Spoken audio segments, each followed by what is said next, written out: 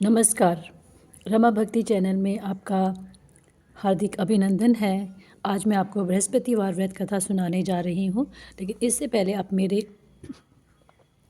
रमा भक्ति चैनल को लाइक करें, सब्सक्राइब करें और शेयर करें। तो आइए सुनते हैं बृहस्पतिवार की व्रत कथा। एक नगर में एक बड़ा व्यापारी रहा करता था। वह जहाज में माल लदवाकर दूसरे देशों को भेजा करता था और खुद भी जहाज़ों के साथ दूर दूर के देशों में जाया करता था। इस तरह वह खूब धन कमा कर लाता था। उसकी गृहस्थी खूब मज़े से चल रही थी। वह दान भी खूब जी खोल कर करता था। इस तरह से दान देना उसकी पत्नी को बिल्कुल भी पसंद नहीं था। वह किसी को भी एक दमड़ी भी देकर खुश न थी। एक बार जब वह सौदागर माल से जहाज को भरकर किसी दूसरे देश को गया हुआ था, तो पीछे से बृहस्पति देवता साधु का रूप धारण कर उसकी कंजूस पत्नी के पास पहुँचे और भिक्षा की याचना की। उस व्यापारी की पत्नी ने वह बृहस्पति देवता से कहा, महात्मा जी, मैं तो इस दान पुण्य से बहुत तंग आ गई हूँ। मेरा पति सारा दिन सारा दान धन जो भी है वह व्यर्थ में ही नष्ट करता है। आप ही कोई ऐसा उपाय कीजिए कि जिससे कि हमारा सभी धन नष्ट हो जाए। इससे न तो धन लूटेगा और परिणाम स्वरूप न ही मुझे दुख होगा। बृहस्पति देवता ने कहा, देवी, तुम तो बड़ी विचित्र हो। धन और संतान तो सभी चाहते हैं। पुत्र और लक्ष्मी तो पापी के घर में भी होनी चाहिए। यदि तुम्हारे पास बहुत धन है तो तुम दिल खोलकर पुण्य कार्य करो। भूखों को भोजन खिलाओ, प्यासों को पानी पिलाओ, यात्रियों के लिए धर्मशालाएं बनवाओ, कितने ही निर्धनों की कुंवारी कन्याओं की शादियां कराओ। और क्योंकि धन के अभाव में वह उनकी शादियां माँ बाप नहीं कर पाते हैं, अगर आप उनका विवाह करवाओगे तो यह बहुत बड़ा दान पुण्य होगा। उनका विवाह संपन्न कराओ। और भी अनेक पुण्य कार्य हैं जिनको करके तुम्हारा लोक परलोक सार्थक हो सकता है। लेकिन व्यापारी की स्त्री बड़ी ज़िद्दी थी। उसने कहा, महात्मा जी, मैं तो इस विषय में आपकी कोई बात नहीं सुनना चाहती। मुझे ऐसे धन की कोई आवश्यकता नहीं है जो मैं दूसरों को बांटती फिरूं। बृहस्पति देवता बोले, यदि तुम्हारी ऐसी ही इच्छा है तो फिर ऐसा ही होगा। तुम 7 बार गोबर से बृहस्पतिवार के दिन गोबर से घर लीपकर पीली मिट्टी से अपने केशों को धोना, भोजन में मांस मदिरा ग्रहण करना, कपड़े धोना, बस तुम्हारा सारा धन नष्ट हो जाएगा। इतना कहकर बृहस्पति देव अंतर्ध्यान हो गए। उस औरत ने बृहस्पति देवता के कहे अनुसार बृहस्पतिवार के दिन वैसा ही करने का निश्चय किया। केवल 6 गुरुवार बीतने पर ही उस स्त्री का संपूर्ण धन जो था वह नष्ट हो गया और वह स्वयं भी परलोक सिधार गई। उधर माल से भरा उसके पति का जहाज समुद्र में डूब गया और उसने बड़ी मुश्किल से लकड़ी के तख्तों पर बैठकर अपनी जान बचाई। वह रोता धोता अपने नगर में वापस पहुंचा। वहां आकर उसने देखा कि उसका सब कुछ नष्ट हो गया है। उस व्यापारी ने अपनी पुत्री से सब समाचार पूछा। लड़की ने अपने पिता को उस साधु बृहस्पतिवार वाली पूरी कहानी सुना दी। उसने पुत्री को शांत किया। अब वह प्रतिदिन जंगल में जाकर वहां से लकड़ियां चुनकर लाता और उन्हें नगर में बेचकर अपनी जीविका चलाने लगा। मगर गुजारा बहुत मुश्किल से होता था। एक दिन उसकी पुत्री ने दही खाने की इच्छा प्रकट की, लेकिन व्यापारी के पास एक भी पैसा नहीं था कि उसको दही ला कर देता। लकड़हारा उसे आश्वासन देकर जंगल में जाकर एक वृक्ष के नीचे बैठकर अपनी पूर्व दशा का विचार कर रोने लगा। वह गुरुवार का दिन था।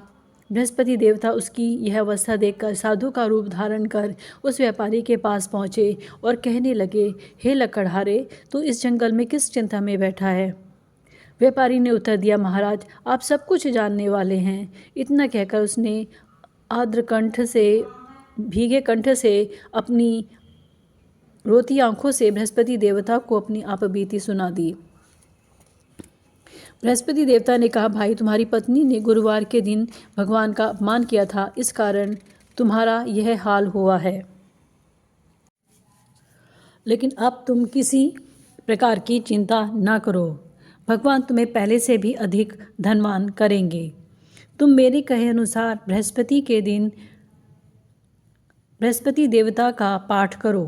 2 पैसे के चने और मुनक्का मंगवाकर जल के लोटे में थोड़ी सी शक्कर डालकर वह अमृत और प्रसाद परिवार के सब सदस्यों तथा कथा सुनने वालों में बांट दो और खुद भी अमृत पान किया करो तथा प्रसाद खाया करो, तो भगवान तुम्हारी सब मनोकामनाएं पूर्ण करेंगे। साधु को प्रसन्न देखकर उस व्यापारी ने कहा, महाराज, मुझे लकड़ियों में से तो इतना भी लाभ नहीं कि 2 पैसे की दही लाकर भी अपनी इकलौती कन्या को खिला सकूं। उसको मैं हर रोज़ झूठा आश्वासन देकर टालता आया हूँ। बृहस्पति देवता ने कहा, भक्तराज, तुम चिंता मत करो। आगामी गुरुवार के दिन तुम शहर में लकड़ियां बेचने के लिए जाना। उस दिन तुमको लकड़ियों के 4 पैसे अधिक मिलेंगे, जिसमें से तुम 2 पैसे का दही लाकर अपनी पुत्री को खिलाना और 2 पैसे का मुनक्का और चने लाकर गुरुवार देवता की कथा करना।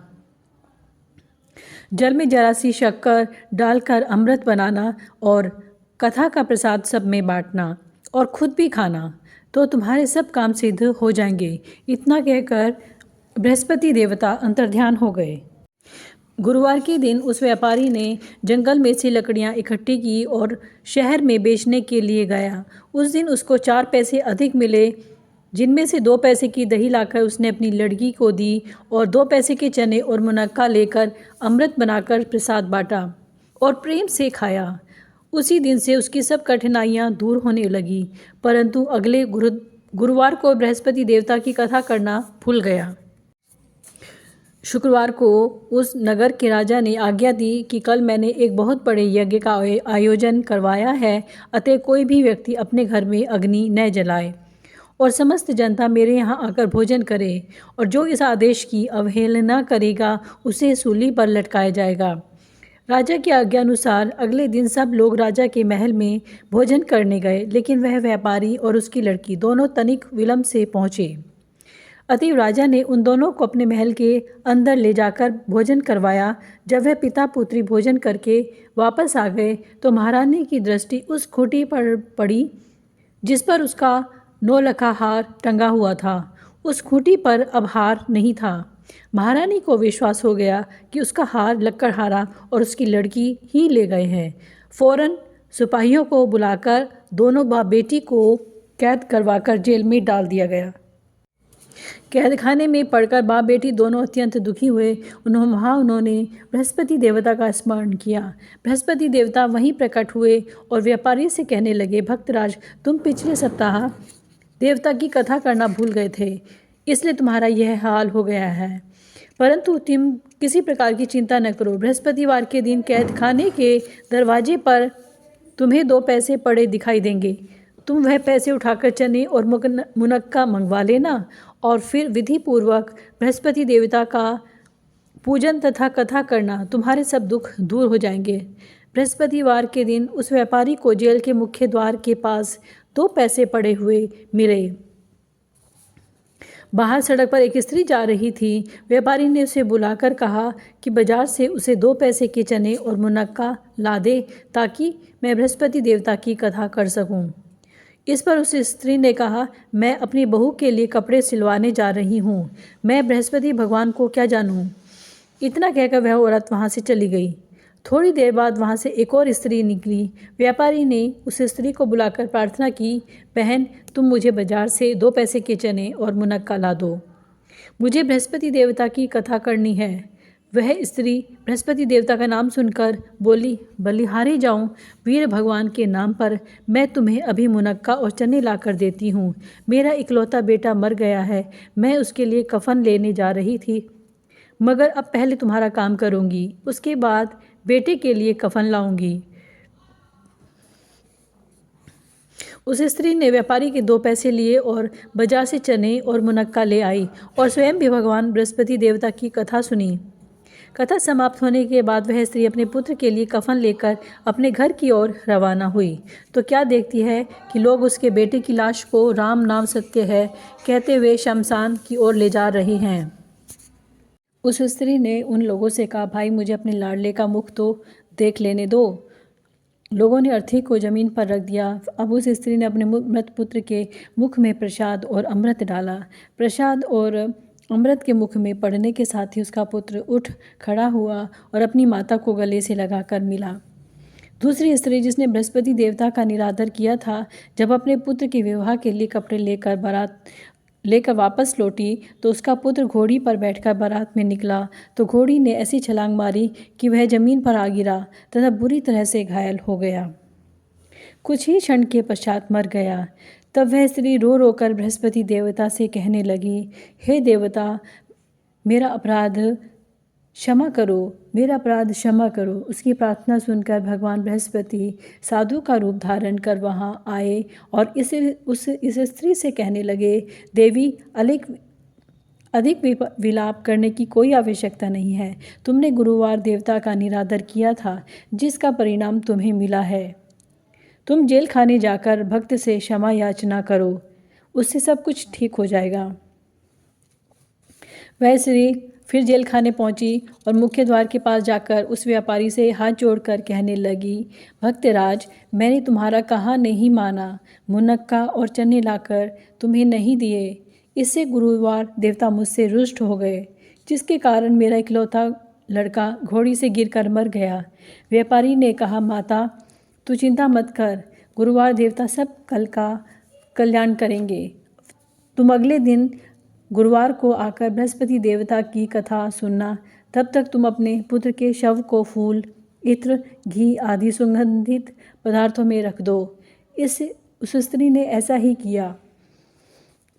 बृहस्पति का दिन आया और वह 2 पैसे की मुनक्के और चने लेकर पवित्र जल का लोटा भरकर जेल के द्वार पर आई और श्रद्धा के साथ बृहस्पति देवता की कथा सुनी। जब कथा समाप्त हुई तो अमृत व प्रसाद लाकर अपने मृत पुत्र के मुख में डाला। अचानक उसकी सांस आने लगी और वह उठ खड़ा हुआ। पुत्र को लेकर वह महिला खुशी से अपने घर को रवाना हुई और बृहस्पति देवता के गुणगान गाने लगी। उसी दिन रात्रि में राजा को बृहस्पति देवता ने स्वप्न में दर्शन दिए और कहा, हे राजन, तूने जिस व्यापारी और उसकी पुत्री को जेल में बंद कर रखा है, वे दोनों निर्दोष हैं। अब दिन निकलने के साथ ही तेरा कर्तव्य है कि दोनों को जेल से रिहा कर देना। तेरी रानी का 9 लका हार उसी खूंटी पर लटका है। दिन निकला तो रानी ने अपना हार खूंटी पर लटका देखा। राजा ने उस व्यापारी को जेल से रिहा कर अपने अपराध के लिए उससे क्षमा मांगी और उसको अपना आधा राज्य देकर तथा उसकी लड़की का उच्च कुल में विवाह कर दहेज में हीरे जवाहरात दिए। बृहस्पति देवता ऐसे ही हैं, जैसी जिसकी मनोकामना होती है वह पूर्ण करते हैं। इस व्रत के करने से व्यक्ति रोग मुक्त व निर्धन धनवान होता है, निपुत्र पुत्रवान होता है, यश व ऐश्वर्य की वृद्धि होती है, जीवन सुखमय होता है और मन की चिंताएं भी दूर होती हैं। जो कोई श्रद्धा और प्रेम से बृहस्पति देवता की कथा पढ़ेगा अथवा दूसरों को पढ़कर सुनाएगा, उसकी सब इच्छाएं पूरी होंगी। बोलो बृहस्पति देवता की जय।